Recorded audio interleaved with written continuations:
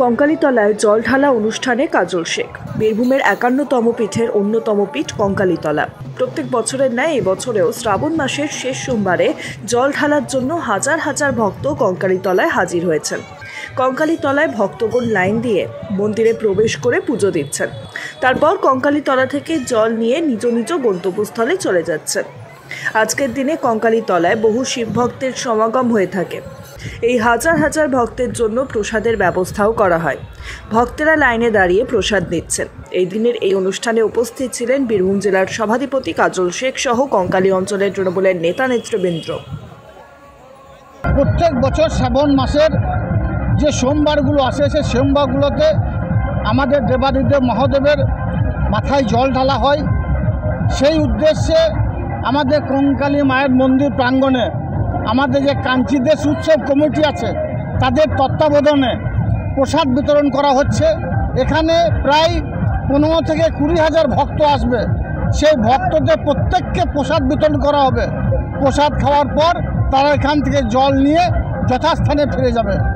আজকের দিনে শিব শম্ভুর কাছে, আজকের দিনে দেবাদেব মহাদেবের কাছে একটাই প্রার্থনা, সারা ভারতবর্ষের বুকে যে রাজনৈতিক অস্থিরতার পরিবেশ তৈরি হয়েছে, সারা ভারতবর্ষের বুকে যে একটা জাতপাত নিয়ে রাজনীতি চলছে, মানুষের মধ্যে বর্ণ নিয়ে, ধর্ম নিয়ে ভেদাভেদ চলছে, মহাদেবের কাছে একটাই প্রার্থনা, সেই ভেদাভেদ দূর করার জন্য সকলকে প্রার্থনা করার অনুরোধ করব।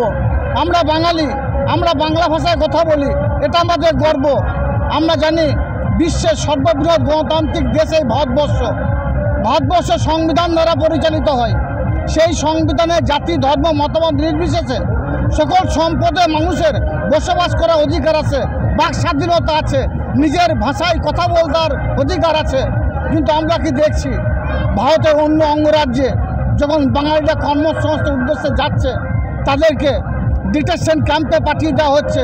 এমনকি বাংলা ভাষায় কথা বলি বলে আমাদের মধ্যে অনেক ভাইরা আছে যাদেরকে বাংলাদেশ পাঠিয়ে দেওয়া হচ্ছে। আজকের দিনে শিব শম্ভুর কাছে, আজকের দিনে দেবাদেব মহাদেবের কাছে এটাই প্রার্থনা করব, তাদের সুবুদ্ধির উদয় হোক। ভারতবর্ষে আমরা জাতি, ধর্ম, মতামত নির্বিশেষে সংবিধানকে মর্যাদা দিয়ে, সংবিধানের সম্মানকে অক্ষুণ্ণ রেখে আমরা যেন স্বাধীনভাবে বসবাস করতে পারি। শিব শম্ভু এটাই আমাদের তার কাছে প্রার্থনা। সকলের সুবুদ্ধির উদয় হোক এবং আমরা সকলে এই প্রার্থনাই করব আজকে দেবাদেব মহাদেবের কাছে।